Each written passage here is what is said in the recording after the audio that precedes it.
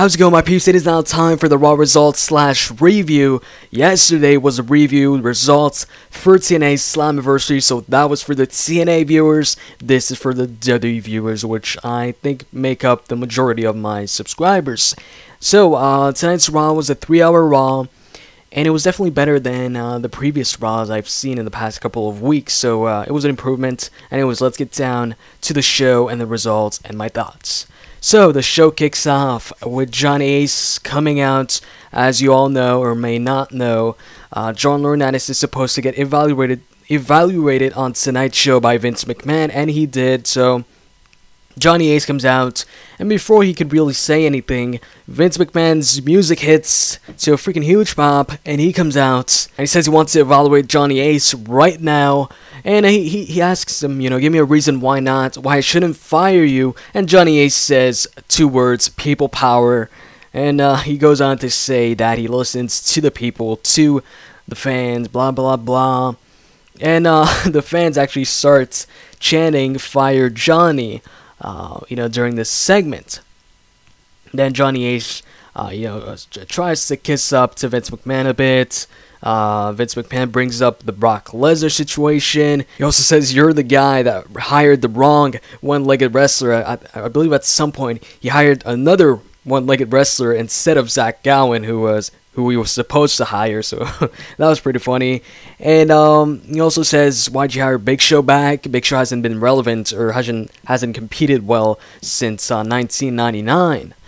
So it goes on for a bit, and then eventually Sheamus comes out. He tells Vince that he should fire Johnny or get rid of his arse or whatever. I don't remember what he said, but he said something arse. So I'm trying to remember here, but I think it's get rid of his arse or just something like that. Anyways, afterwards, Johnny Ace tells Sheamus that he's gonna find an opponent for him. And that opponent's gonna make him sorry for making fun of John Laurinaitis. And then Vince tells John Laurinaitis that Sheamus' opponent better be a good one, and that all the matches should be impressive matches tonight, or he's gonna hear these 2 words, and then he says, "You're fired," in his typical voice. And that's it for that segment. Johnny Ace leaves with a scratch. He forgets his scooter, which Vince McMahon takes and rides up the ramp and then throws it off the stage. And then who ended up being Sheamus' opponent right after? Trying to guess here. It's a pretty obvious guess. It's the same surprise opponent they've been using for the top faces for the past couple of weeks. It's freaking Tensai. So Tensai comes out. No surprise there. I remember back in 2010 when Henry was a face. Each time a heel had a surprise opponent, it would end up being Mark Henry. Right now in 2012, it always ends up being Tensai. So Tensai comes out. Last week he lost to John Cena, so I was thinking he was going to lose this week as well, unless maybe they were going to have him win this non-title match so he could get a shot at the title at No Way Out, because, by the way, the commentators pointed out that Del Rio won't be able to face Sheamus at No Way Out because he suffered a concussion. They showed a video of him getting brain chopped by Khali. I'm not exactly sure if that's the real reason for the concussion or if it's something else, but that's what they showed, and that was their explanation. So yeah, Tensai versus Sheamus. Sheamus wins with the bro kick. I didn't like the match because I don't like Tensai. And then afterwards, you have Vince McMahon backstage. He's with Johnny Ace and Teddy Long. And he tells him, who's going to face Sheamus for the world title at No Way Out. And Johnny Ace seems like he doesn't know what to say. It seems like he doesn't have an idea. So then he tells Teddy Long, give me an idea, or give me a suggestion, or what do you think I should do? He says, I have a great idea, but tell me what you think, Teddy.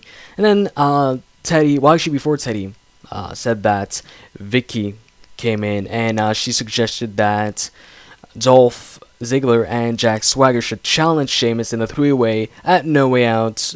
And then Vince says that's a good idea. And he tells Johnny Ace, I hope you're going to use that, as a suggestion or something like that, or take that into consideration. Johnny Ace says yes, and then he asks Teddy Long, alright, tell me, what you think we should do. And then Teddy Long says we should have Dolph Ziggler versus Jack Swagger versus Christian versus Khali in a 4-way elimination match. I mean, it's surprising that Teddy Long did not come up with a tag team match there. So then Johnny Ace says, you know what, that's a great idea. Well, actually, he says, that was my idea. That was what I was planning on doing. And then he tells Teddy Long to go get both him and Vince some coffee. Then he tries to fist bump Vince McMahon. Vince McMahon refuses and tells Johnny Ace that he has small hands. And then afterwards, there was a commercial break, and we come back, and Tensai is beating up Sakamoto. He's beating him up, all over the ring, outside the ring. I don't know what this is leading to. Was Sakamoto face turn? I don't know. He's a wrestler. I'm assuming he is. Or maybe they just want the fans to hate Tensai even more. I don't know. Tensai sucks, bottom line. Afterwards, you have freaking R-Truth backstage, and he's getting interviewed by Matt Striker, and Striker talks to him about the Big Show. Big Show's beating on him, last week or the week before that. And R-Truth says he's fine, but little Jimmy has been terrified, or just he's been overreacting, crying, blah blah blah, keeping him up, at night. And he says, little Jimmy needs to be so sensitive. Stop being so sensitive. He goes on to talk a bit more, says John Cena is gonna beat the Big Show at No Way Out, something like that, and then boom, Big Show hits him with a knockout punch. I guess they're gonna use this reason as to why R-Truth is gonna be off TV for a while, because if you don't know, R-Truth broke his foot or something like that at a house show, so he's got a foot injury, or a broken foot. So he's going to be out for a while, I guess. That's how they took him off TV. They're going to, maybe when he comes back now, he's going to go after the Big Show. It kind of sucks for whoever's R-Truth. I mean, Kofi Kingston's, tag team partner. I mean, Evan Bourne, with R-Truth got suspended twice, and now you've got R-Truth who broke his foot or whatever. So yeah. And then you have Santino and Layla versus Beth Phoenix and Ricardo Rodriguez. Kind of an odd matchup. Well, not really. I mean, Santino's been feuding with Ricardo lately. And the winners of this match actually end up being Ricardo and Beth Phoenix. When Beth Phoenix hits the glam slam on Layla for the victory, for the pinfall. And after the match, Ricardo starts taunting as if he did something in the match, which he didn't. And Santino scares him off. Well, he doesn't scare him off, but approaches him, and then he tears his shirt off to reveal another shirt under that, and it's a purple Justin Bieber shirt. So yeah, I guess that's their way of making fun of Rodriguez. And after this match, you had a segment between Daniel Bryan, CM Punk, and Kane. Daniel Bryan came out, he was talking about AJ. He was talking about the three-way match, and he said one guy in this match is not like the others. So I was thinking, he was going to talk about Kane, but he actually meant himself. He said CM Punk and Kane have a distraction in AJ. He doesn't. And then he says, he kept talking, but something funny I found funny was he said, you know what they say, once you go Bryan, there's no use in trying, or something like that. It was pretty funny. it was actually the first Daniel Bryan segment that made me laugh. I'm a fan of Daniel Bryan, but he hasn't been doing a lot of comedy or funny segments these past couple of months or whatever. Anyways, then CM Punk comes out. And then Kane comes out, and then AJ comes out, and she says she hasn't gotten over Daniel Bryan, and then she says when she looked at Kane, she despite what he says, she saw that he had a heart, and then she talks about CM Punk, says he's just the coolest guy she's ever known, and then we see John Laurinaitis on the Titantron, and he books a match. He books Kane teaming up with Daniel Bryan to face CM Punk and AJ in a tag team match. So Johnny Ace taking a page out of Teddy Long's book there. It's booking a tag team match, playa. And then it's the number one contenders match, fatal 4-way elimination, Christian versus Ziggler versus Swagger versus Khali. And they're all former world champions. That's the reason why Teddy Long came up with this match. So the match was actually pretty good. Take out Khali. He's the first guy that gets eliminated. Christian hits a frog splash on him, and then Ziggler seals the pinfall. And then the second guy to be eliminated was Jack Swagger. Christian hit the unprettier on him, or the kill switch, and then Ziggler sold that pinfall as well. And then it was down to Dolph, Ziggler, and Christian, and they put on a great little, quick little match. And before Swagger got eliminated, he was working on Christian's leg, so Christian was selling that leg. Eventually, he came off the top rope, fell on his, landed on his leg or something like that, and then he hurt himself. So Ziggler took that opportunity to hit the zigzag for the victory. So now, at No Way Out, it's going to be Sheamus versus Ziggler. So Ziggler got eliminated every single guy in this match. I mean, Khali, Christian did the job. He hit the frog splash on him. And he hit the kill switch on Swagger, but Dolph got both of those pins and also pinned Christian. So that really made Ziggler look strong, kind of, because he did steal the pinfalls, and he didn't actually. Well, the last one he didn't steal it, but whatever. Afterwards, you have Natalya backstage. She's with Vince McMahon. She says she loved the WrestleMania match Bret Hart and Vince had because the whole family was together, and she tells him if they can do that again. And Vince says he's going to think about it or talk about it with her later. And he just leaves her there. She said she's going to wait here. He leaves. And then Naomi and... what's the other one? Naomi and... and who, man? I'm forgetting. Brodus Clay's Funketeers or whatever they're called. They come up to Vince McMahon. They tell him if he can overrule Johnny Ace's... what Johnny Ace did, because Johnny Ace drafted Brodus Clay to SmackDown to protect him from Big Show, and Vince McMahon said no. And then Naomi and, like I said, I don't remember the other one's name. They were bummed, and then they said, "Hey Vince, we hear you can get funky or something like that." And then Vince says, "Yeah." Then he says, "Somebody call my mama." Brodus Clay's music hits, and they all start dancing backstage. Vince and the Funketeers, and that's it for that segment. Then right after, you have Ryback versus two jobbers. This time Ryback comes out first. Typical Ryback match where he just dominates them.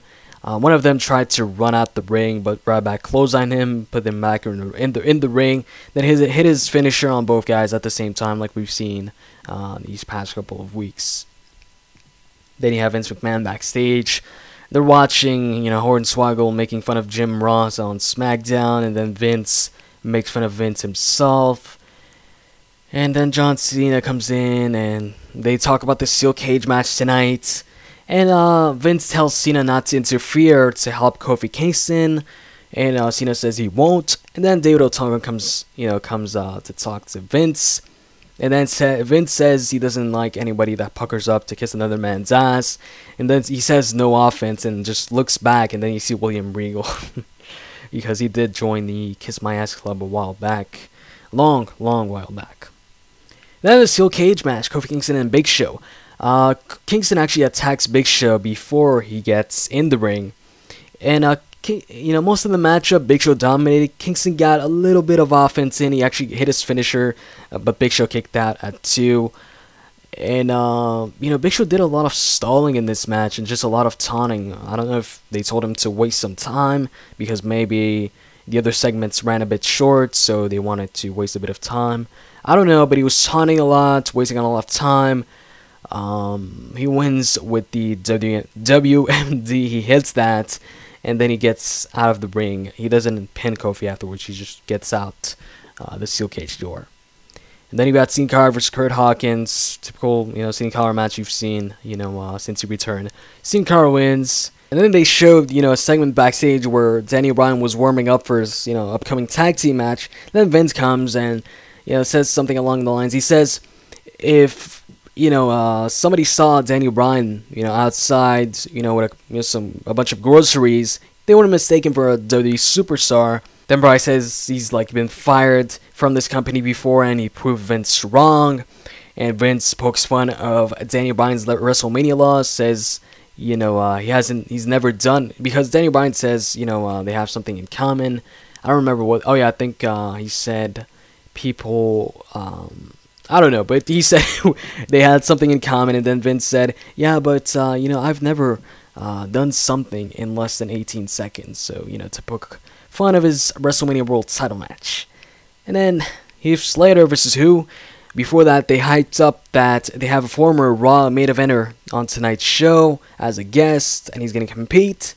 And Heath Slater comes out, he cuts a promo, says, who's the main event guy. They don't need, former main event guy because he's a main event guy. And he says it's his time. And then who comes out? Vader's music hits. And it was a huge pop, guys. He comes out, he faces Heath Slater. Heath Slater gets practically no offense. Vader hits a bunch of clotheslines, a suplex, punches Slater a couple times, and then hits his Vader bomb for the victory. And the crowd was actually chanting, "You still got it," during the match. Then you had AJ backstage, and CM Punk catched up to her and says she's just basically stay on the apron and don't do anything crazy. And then they've come out for the match, Daniel Bryan and Kane versus AJ and CM Punk. Match starts off with CM Punk and Kane. And Kane, was dominating CM Punk for a short while since, the match didn't last long at all. And then CM Punk was about to try and tag in his partner until he realized it was AJ, so he doesn't tag her in. But then Kane kind of, they're in this, sort of grapple.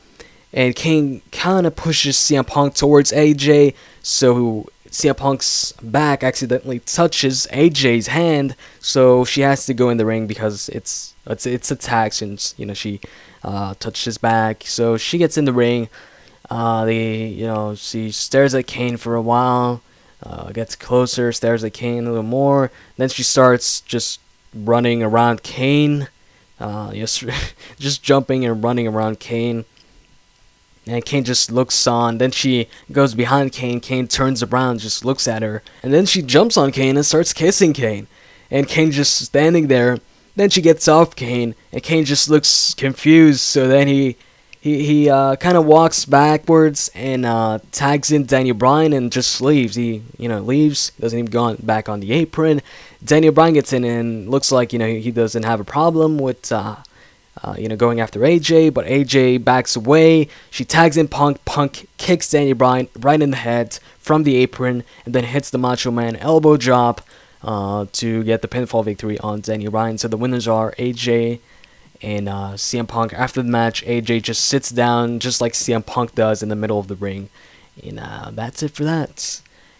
And afterwards, you have Vince McMahon finally coming out for the decision on, Johnny Ace's future, his career, his evaluation. So he comes out with a bunch of security guards, like, 8 of them or something. And he starts talking. He says he lives here, and his daughter's was born here, and that it's only fitting that somebody's career ends here, or something like that. So then he brings out John Laurinaitis. It looks like he's going to fire him, but, how many times has it seemed like they were going to fire Johnny Ace, but something always happens, So Johnny Ace comes out, and, Johnny Ace says, Vince, you don't need all this security. Whatever your decision is, I would never, lay my hands on you. And then Vince says, the security isn't for me, but it's for you. And then Johnny Ace tells him, don't do this, don't do something that you're going to regret. Then Vince is about to fire John Laurinaitis until Big Show's music hits. Once again, something interrupts John Laurinaitis' firing. Big Show comes out. He starts, he talks about his ironclad contract and how, all the embarrassing moments Big Show has had over the past couple of years, facing Floyd Mayweather, the sumo match, having to do commercials and stuff like that. It's all because of Vince, and Vince told him he has to be an entertainer, he has to smile, that the people don't want to see a giant, something like that. So Big Show's kind of like bashing Vince McMahon or blaming him for all those years. Then John Cena comes out. Once John Cena comes out, he starts talking about the Big Show, says it's he blames everybody else but him. And he says if Big Show doesn't win this Sunday, that he's going to be a big disappointment. Blah, blah, blah. And then Vince tells the Big Show if he loses his match at No Way Out, if he loses a steel cage match, then John Laurinaitis is gonna get fired. So right after he says that, I think a fight between Big Show and John Cena breaks out. The security breaks it up, and Big Show, beats up the other security guards, and John Cena throws the other security guards off, I think. And then Big Show was in the corner. John Cena goes towards him, and Vince McMahon is right, behind Cena, so you can kind of figure out what's gonna happen there. Big Show goes for the knockout punch on John Cena. John Cena ducks, and Big Show hits Vince McMahon in a horrible fashion. It doesn't even look like it connects. Even if it doesn't connect, at least try and make it look good, but it didn't look good at all. It wasn't as bad as Surge's punch on AJ on Impact like last week, but it wasn't that good for one of the Big Show's knockout punch. So yeah, he knocks out Vince McMahon, and then Johnny Ace is like on the ground, and he tells Big Show, "Let's leave, Big Show, just get out of here." So they leave, and the show ends with John Cena looking shocked in the ring. So yeah, that's it for Raw.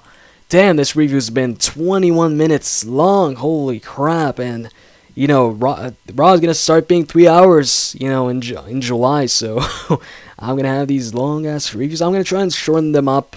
I'm gonna try and do that. And yeah, so Raw tonight was actually pretty good. Definitely better than last week and the week before that. So I give Raw a thumbs up for tonight's show. And hopefully it keeps on, it stays like this. If the 3 hour Raws that are coming up are gonna be like this, then it shouldn't be that bad. I mean, when they first announced that they were going 3 hours, I wasn't a fan of it, but it could turn out okay. Anyways, I hope you guys enjoyed this video, and yeah, I'm out, guys. See ya.